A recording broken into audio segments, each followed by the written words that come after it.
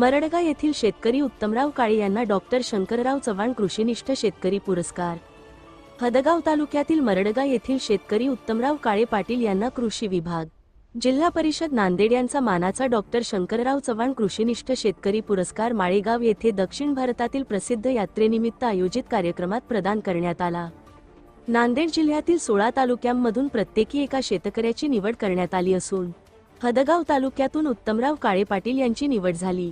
ते अनेक वर्षांपासून शेती करत असून तूर, हळद, सोयाबीन, कापूस अशी विविध पिके नियमितपणे घेतात। या पुरस्कार वितरण सोहळ्यास सहकार मंत्री बाबासाहेब पाटील, जिल्हा परिषद माजी सदस्य प्रणितीताई देवरे चिखलीकर, अतिरिक्त मुख्य कार्यकारी अधिकारी संदीप माळोदे, पंचायत समिती सभापती संतोष पाटील, जिल्हा परिषद सदस्य सुभाष पाटील, कृषी विकास अधिकारी नीलकुमार येतवडे, हळद संशोधन केंद्र वसमतचे प्रमुख आर.एन. देशमुख यांच्यासह अनेक मान्यवर उपस्थित होते।